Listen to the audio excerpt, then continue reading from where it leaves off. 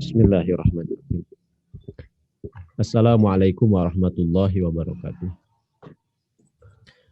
Alhamdulillah wassalatu wassalamu ala Rasulillah wa ala alihi wa sahbihi wa mawalah. Asyhadu an la ilaha illallah wahdahu la syarikalah wa asyhadu anna Muhammadan abduhu wa rasuluhu alladzi la nabiyya wa la rasula ba'dah.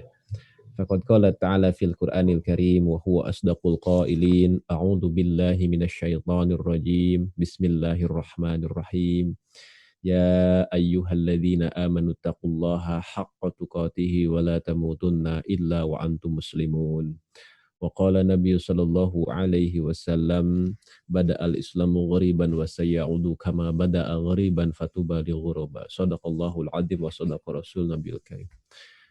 Hadirin yang dirahmati Allah Subhanahu wa taala, yang pertama saya mohon maaf baru bisa atau baru berhasil bergabung karena kendala teknis, jadi tergantung kepada satu perangkat ternyata ketika ada gangguan ya, sehingga membuat tidak bisa beralih kepada perangkat yang lain ya. Dan tadi waktu masih subuh sehingga tidak bisa untuk membeli kuota ya ke luar. Nah, jadi tadi ada sedikit gangguan di wifi rumah saya, mudah-mudahan dimaafkan, dan baru berhasil barusan sekitar 5:30 ya, 5:30. Mudah-mudahan sekarang stabil sampai dengan kajian kita berakhir ya, mudah-mudahan, dan stabil seterusnya. Sekali lagi mohon maaf yang sebesar-besarnya, dan Masya Allah ternyata masih pada menunggu. Tadinya saya sampaikan ke Ustaz Supriyadi, apakah tetap lanjut ataukah di cancel dulu. Kata beliau tetap lanjut, Masya Allah. Ternyata masih pada menunggu ya. Alhamdulillah, mudah-mudahan Allah Subhanahu wa taala berikan kepada kita kebaikan, kelancaran. Mohon maaf juga minggu lalu tidak ada kajian ya, karena saya sedang di kampung halaman yang di sana sangat sulit sekali untuk mendapatkan sinyal, terutama untuk 4G, untuk untuk apalagi untuk Zoom itu udah susah sekali. Ya, jadi harus ke satu tempat yang agak jauh dari rumah, ke atas bukit atau di tengah pesawahan ya baru mendapatkan sinyal, dan agak sulit juga kalau subuh-subuh harus ke atas bukit ya, dikiranya mau apa begitu. Jadi dengan segala hormat, minggu lalu kita tidak ada kajian. Baik, iwafillah yang dirahmati Allah Subhanahu wa taala. Kita akan lanjutkan bahasan kita untuk ilmu hadis dasar ini. Silahkan dibuka kitabnya.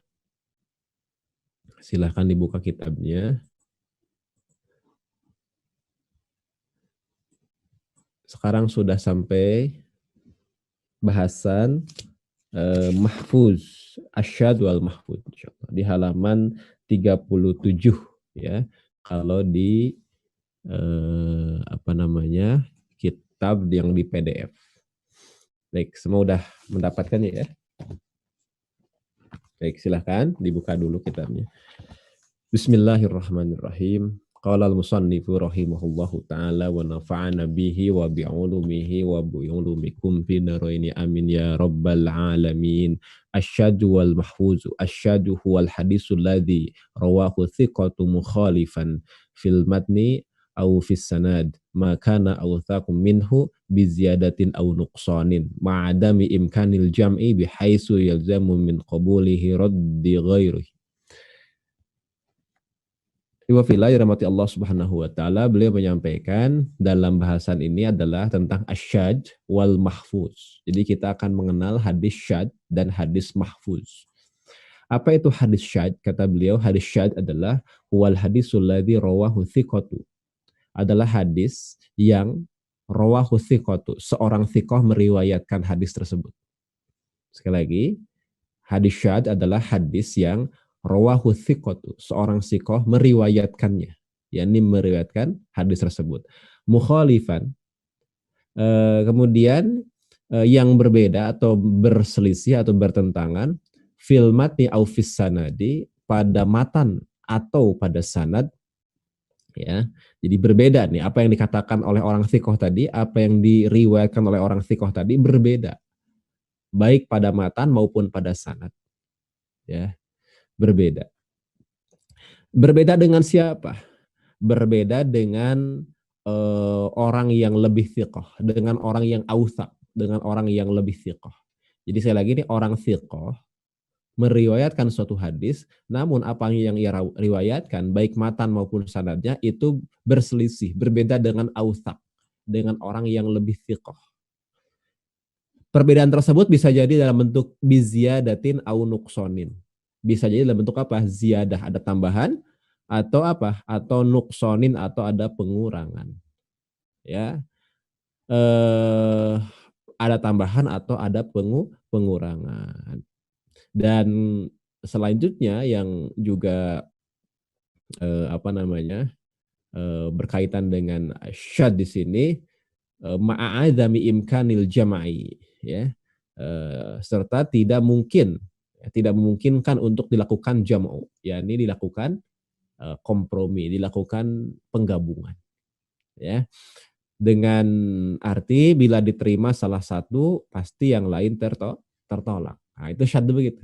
Jadi kalau yang satu qabul, maka yang satu rad, berarti kan diterima yang satu, maka yang lain tertolak. Kalau ma'aim kanil jam'i, berarti dua-duanya diterima. Ya, kalau di jam'u itu berarti dua hadis tersebut diambil, diterima, dikompromikan. Ya, dikompromikan, diambil, diterima. Itu namanya ma'a imkanil jam'i. Kalau ini ma'a adami imkanil jam'i. Tidak bisa, tidak mungkin untuk dikompromikan. Sampai di sini kira-kira jelas tidak? Dulu sekitar berapa tahun yang lalu, ya, sekitar tahun 2016-an, itu saya pernah diskusi agak panjang dengan banyak orang terkait dengan apa yang disebut dengan hadis yang diduga ada syad, nah, gitu ya, hadis yang diduga ada apa, syad, eh, apa ya, contohnya waktu itu adalah hadis tentang ar-royah dan al-liwa.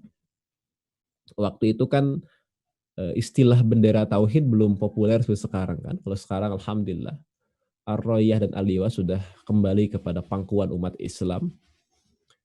Mereka menyebutnya dengan sebutan bendera tauhid. Dulu itu masih asing. Kemudian banyak sekali gugatan pada hadisnya. Nah, di antara yang melakukan pembelaan dalam tanda petik, ya, itu adalah waktu itu saya, dan di antara kritik itu adalah kepada hadis yang di dalamnya berbunyi maktubun fihi la ilaha illallah Muhammad Rasulullah. Jadi hadis-hadis yang berkaitan dengan ar-royah, ar-royah itu bendera atau panji yang warnanya hitam, as-sauda, sedangkan al-liwa itu adalah bendera yang warnanya putih. Itu ada dalam banyak hadis. Ada dalam banyak hadis, termasuk di dalam Sahih Bukhari, dalam Sahih Muslim. Jadi wafilah berkaitan dengan ar-royah sebagai panji hitam dan al-liwa sebagai bendera putih yang Rasulullah Shallallahu Alaihi Wasallam bawa atau serahkan kepada pemimpin pasukan, itu banyak tersebar dalam banyak hadis sahih. Tetapi ada satu hadis dari riwayat Abu Syekh Al-Asbahani. Riwayat Abu Syekh Al-Asbahani ini menambahkan dalam hadis tersebut maktubun fihi. Ya, tertulis di atasnya, tertulis di dalamnya la ilaha illallah Muhammad Rasulullah. Berarti kan kalau kita berujuk kepada hadis-hadis sahih, ya, yang tidak ada perselisihan di dalamnya, itu royah liwa itu adalah hitam dan putih tanpa ada tulisan, begitu. Tetapi royah liwa yang ada tulisannya itu adalah syad, katanya begitu. Kenapa? Karena itu adalah ziyadah. Kan Kan pertentangan itu, mukhalifan itu bisa bentuknya ziyadah atau nuqsan. Bi ziyadatin au nuqsan. Nah, maka riwayat yang syad itu ditolak. Begitulah kurang lebih alur ceritanya. Ya. Jadi ada beberapa fokus sebenarnya pembahasan, tapi muaranya, intinya ya di situ. Ya, pada hadis maktubun fihi atau maktubun alaih, karena ada dua redaksi, maktubun fihi atau maktubun alaih la ilaha illallah Muhammad Rasulullah.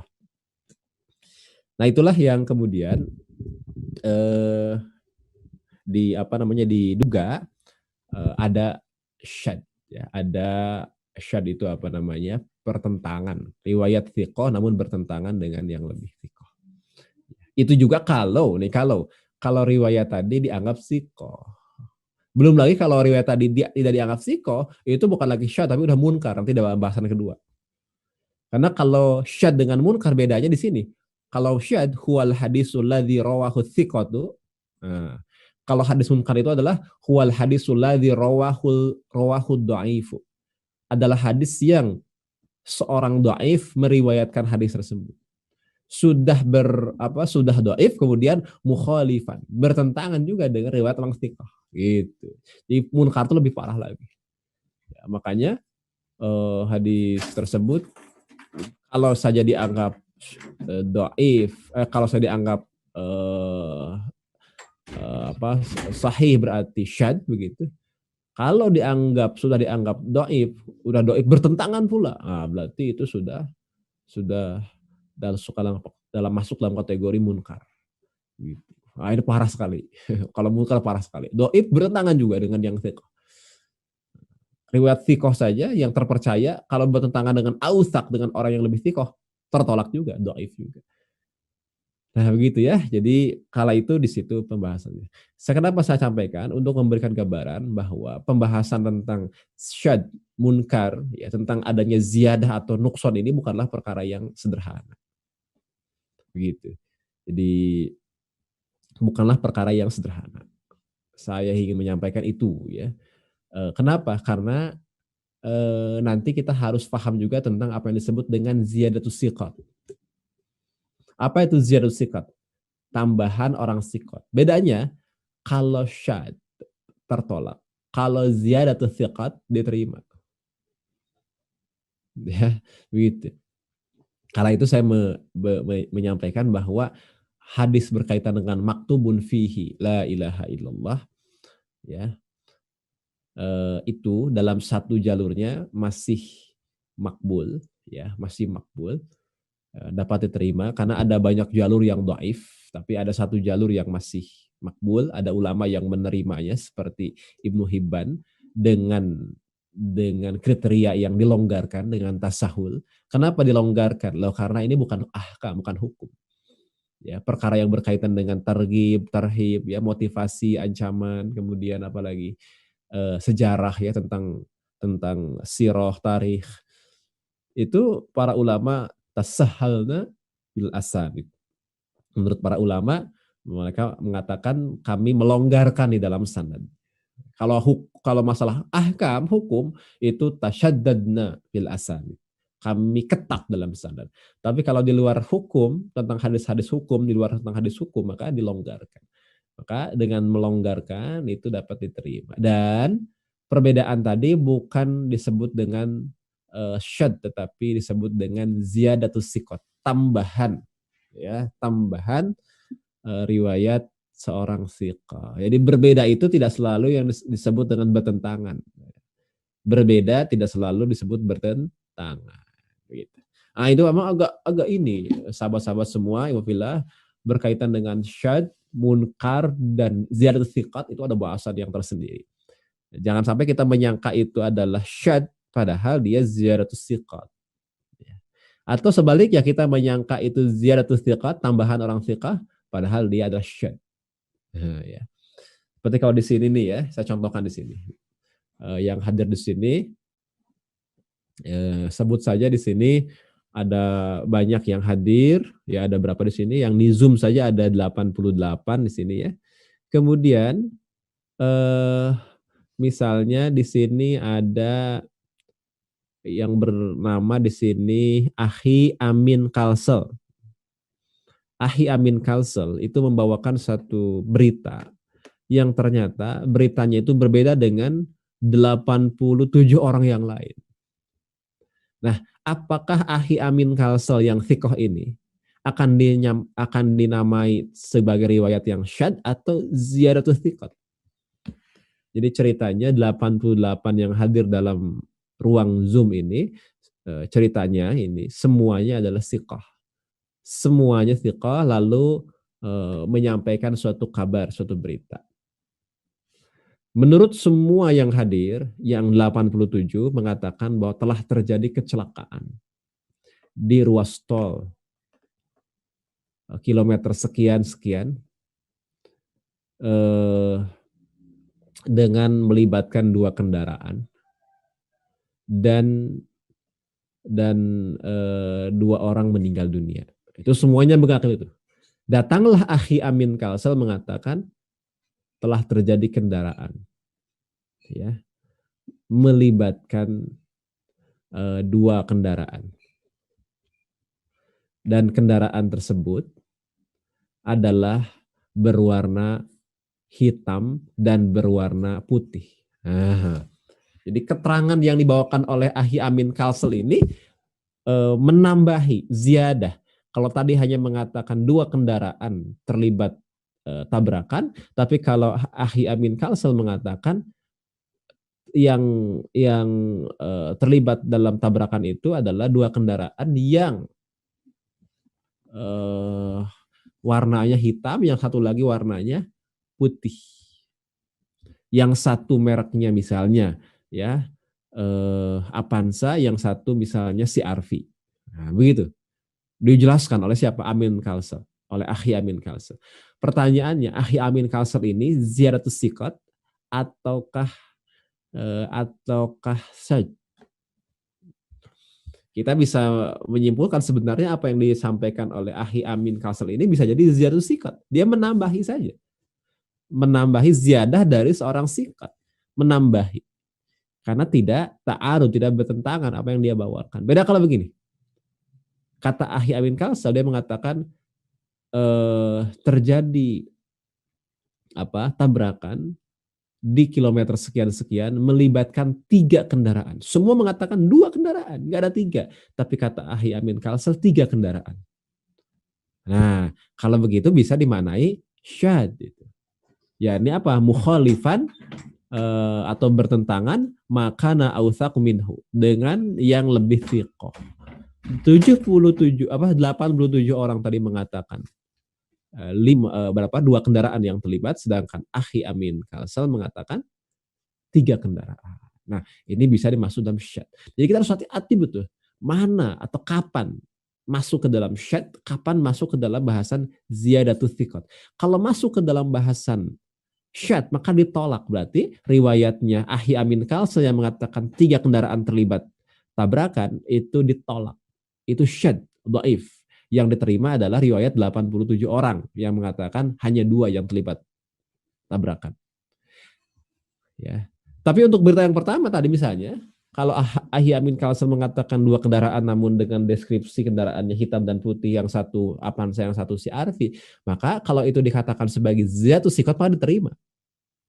Berarti itu melengkapi cerita bahwa yang terjadi itu adalah tabrakan di kilometer sekian-sekian melibatkan 2 kendaraan, plus tambahannya adalah kendaraan tersebut warna hitam dan satu lagi warna putih, yang satu mereknya Avanza, ya mohon maaf menyebut merek, ini tidak ada unsur promosi, yang kedua mereknya CR-V. Begitu. Jadi itu namanya ziyadatus siqat, diterima, makbul. Nah, itulah kita penting untuk membahas perkara-perkara yang detail seperti ini. Nah, itulah yang waktu dulu itu saya terlibat pembahasan yang agak serius, yang agak dalam gitu dengan banyak pihak, dengan para pengkaji hadis, dengan para pakar-pakar hadis ya, yang membahas berkaitan dengan panji dan bendera Rasulullah SAW. Alhamdulillah pembahasan itu sekarang sudah berlalu ya, sudah berlalu. Kenapa? Karena panji Rasulullah SAW yang bertuliskan La ilaha illallah Muhammad Rasulullah sudah menjadi milik umat Islam. Ya, dan mereka menyebutnya dengan nama atau sebutan bendera tauhid. Alhamdulillah. Ini nikmat dari Allah Subhanahu wa taala. Kemudian selanjutnya adalah dikatakan di situ lanjutan yang beliau sampaikan adalah ama idza amkana al-jam' fala yakunu syaddan wala yuqabbilu syadda mahfuz. Beliau menyampaikan adapun katanya bila masih mungkin untuk dilakukan jamak ya atau dikompromikan ya bisa disatukan dua hadis yang bertentangan tersebut fala yakunu syadz maka tidak dapat dikatakan sebagai hadis syadz gitu wa yuqabilu syadza al mahfuzu dan kebalikan lawan dari hadis syadz adalah hadis mahfuz. Oh berarti judulnya kan asyadzu wal mahfuzu, berarti mahfuz ini adalah kebalikan dari syadz. Jadi kalau kita buat definisi syadz bagaimana? Ini kan ini huwal hadisul ladzi rawahu thiqatu mukhalifan makana awthaqu minhu. Nah, gitu ya. Bi ziyadatin au nuqsanin. Kalau mahfuz bagaimana? Berarti kalau mahfuz itu adalah huwal hadisur rawahu awthaqu minhu itu ya. Jadi hadis yang diriwayatkan oleh orang-orang yang lebih thiqah. Ya, jadi yang awthaqnya ini. Kalau yang thiqah berarti ini adalah hadis syadz. Kalau hadis yang diriwayatkan oleh ausak ini namanya hadis mahfuz. Orang yang lebih thiqah. Jadi riwayatnya yang dibawakan tadi oleh Akhi Amin Kalsel itu syadz itu yang mengatakan 3 mobil yang terlibat tabrakan. Itu syadz walaupun Akhi Amin Kalsel adalah thiqah tapi dia bertentangan dengan yang sejumlah orang yang jumlahnya banyak yang lebih thiqah. Berarti syadz. Sedangkan yang 87 orang tadi ya yang mengatakan hanya 2 kendaraan yang terlibat tabrakan itu berarti riwayat mahfuz. Paham ya? Riwayatnya Akhi Amin Kalsa adalah syadz, riwayatnya yang lain sisanya yang 87 orang itu mahfuz ya. Yang syadz ditolak, hanya 3 kendaraan ditolak. Berarti yang mahfuz yang mengatakan hanya 2 kendaraan. Ya, bukan 3 kendaraan tapi 2 kendaraan. Baik, dapat dipahami ya. Mudah-mudahan dapat dipahami. Mungkin pagi hari ini kita cuma bahas bab ini saja, syadz dan mahfuz. Munkar dan ma'ruf enggak keburu. Kita langsung ke contohnya ya. Misalus suzuzi fis sanad, contoh syadz ya. Contoh syadz di dalam sanad. Ma rawahu Abu Dawud wa Tirmizi wa Ibnu Majah min tariq Bani Uyainata an Amr ibn Dinarin an Ausajata maula ibni Abbasin an ibni Abbasin anna rajulan mata ala ahdi Rasulillah sallallahu alaihi wasallam wa lam yada warisan illa abadan huwa a'taqahu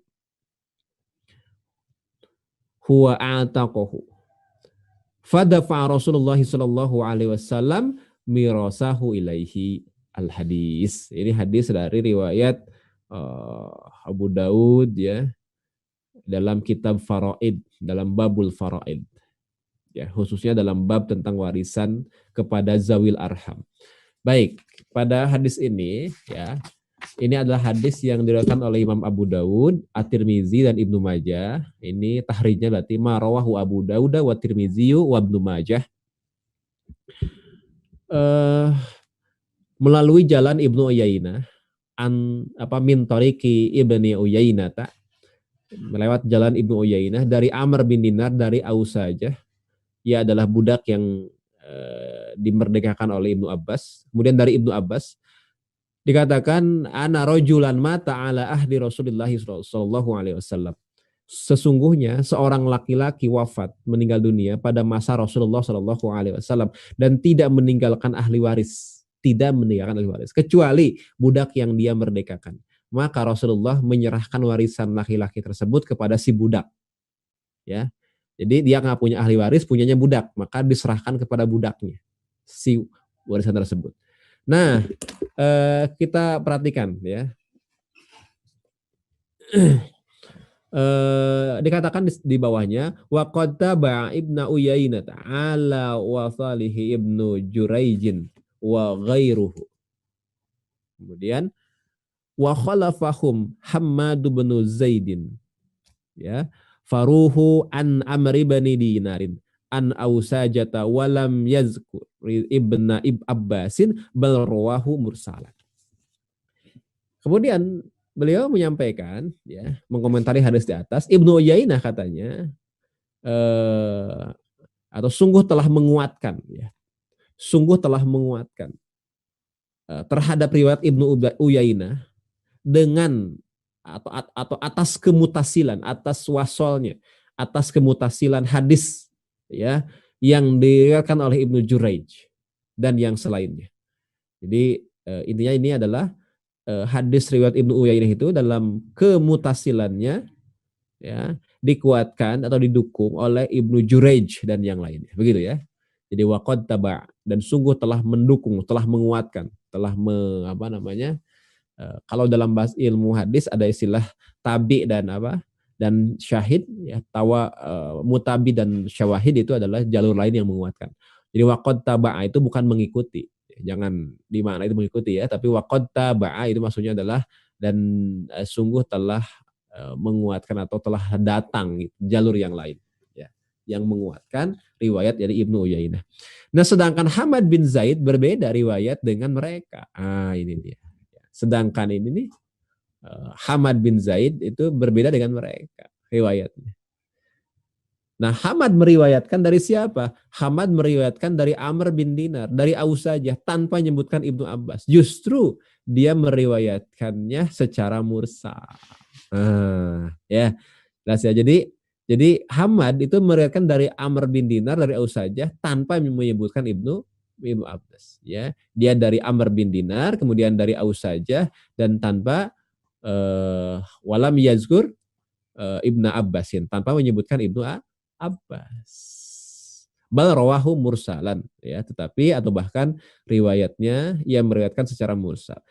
Nah, dikatakan oleh Said Muhammad, ya, wa mimma taqaddama yattadihu anna Hamadan infarada bi riwayatihi mursalan wa khalafa riwayata Ibni Uyainata wa Ibni Juraijin wa ghairihima wa hiya riwayatul mausulatu fa riwayatu Hammadin syazatun wa riwayatu Ibni Uyainata hiyal mahfuzu ma'anna kullan min Hammadin wa Ibni Uyainata thiqatun.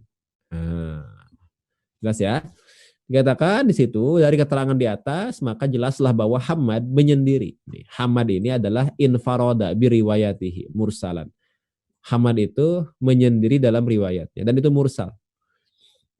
Mursal. Jadi mursal itu tidak menyebutkan rawi sahabat berarti.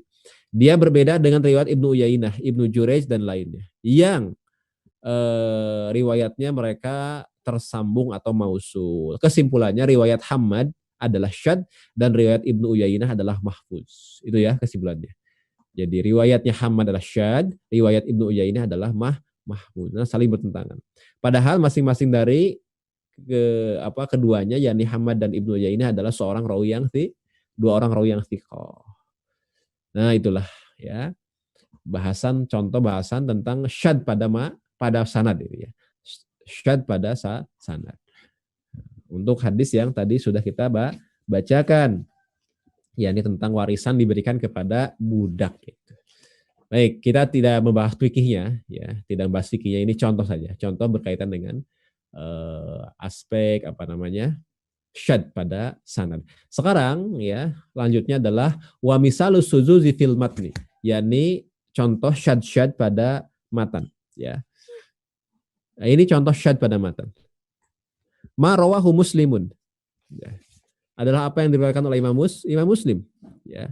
An-Nubaisyata al-Khuzali faqala qala Rasulullah sallallahu alaihi wasallam ayyamu tasyriki ayyamu aklin wa syurbin fa innahu jaa min jami'i turuqihi hakadha wa rawahu Musa bin Aliyin bit tasghir bin Rabahin an abihi an Uqbata bani Amirin biziyadati yaumu Arafah. Fahadisu Musa syazun li mukhalifatihi al jama'ata bitilka ziyadah. Nah, ini adalah contoh hadis syad pada matan, ya. Adalah apa yang diriwayatkan oleh Imam Muslim dari Nusyaibah Al-Khuzali dan dia berkata bahwa Rasulullah SAW bersabda. Ini sabda Rasul. Perhatikan, ini sabda Rasul. Hari Tasyrik adalah hari untuk makan dan minum. Ya, riwayat dari siapa ini? Dari Nusyaibah Al-Khuzali. Ya, bahwasanya hari Tasyrik adalah hari-hari untuk makan dan minum. Hadis ini dalam semua sanadnya datang dari lafaz tadi, ya, dengan lafaz tadi. Jadi min jami'i turuqihi hakadha, ya, datang dengan lafaz tadi. Akan tetapi Musa bin Ulay, ya, Musa bin Ulayin, ya, ini Musa bin Ulayin. Jadi Musa bin Ulayin bin Robbah meriwayatkan dari ayahnya, dari Uqbah bin Amr dengan tambahan hari Arafah. Nah, riwayat dari Musa ini ada tambahan, ya. Jadi ini bukan Ali tapi Ulayin, bitasyir, dibaca dengan tasyir. Jadi dibacanya adalah Musa bin Ulayin. Dan ini dibaca dengan dengan tasyir. Baik. Nah, riwayat ini, ya, riwayat Musa bin Ulayin ini itu, ya, Musa bin Ulayin, ya, bitasgir, bin Robbah dari ayahnya, dari Uqbah bin Amir itu dengan ziyadah, dengan tambahan apa? Yaum Arafah, ya, Yaumu Arafah, yakni hari Arafah. Maka kesimpulannya hadis riwayat Musa adalah syad. Nah, yang Musa ini syad.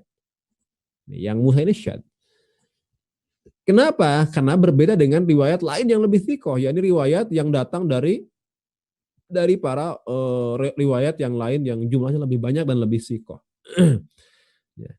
Nah, kenapa dikatakan syad? Ya, kenapa dikatakan syad? Fahadisu Musa syad. Ini kenapa?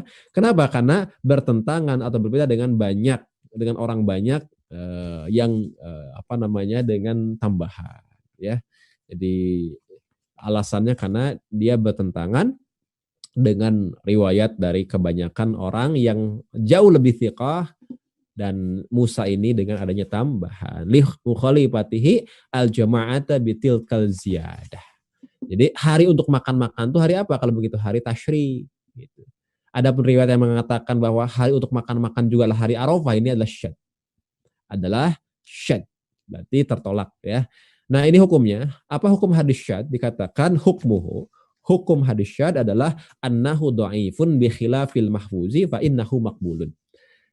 Bahwasannya hadis syad ini adalah dhaif bi khilafil mahfuz, yang itu bertentangan dengan hadis mahfuz. Fa innahu, maka sesungguhnya hadis mahfuz maqbulun adalah makbul. Wallahu taala alam. Barangkali itu sekilas, ya, bahasan tentang mahfuz dan syad, ya, syad dan mahfuz. Tadinya kita mau sampai pada munkar dan ma'ruf, namun kendala teknis tadi yang menyebabkan kita tidak bisa membahas dua bab, ya. Mohon maaf dari segala kehilafan karena waktu sudah jam berapa ini? Jam 6 lebih, ya. Lebih berapa? Lebih 20-an, ya, lebih 15. Saya akhiri dengan bahasan syad dan bahasan mahfuz. Barakallahu li wa lakum. Assalamualaikum warahmatullahi wabarakatuh.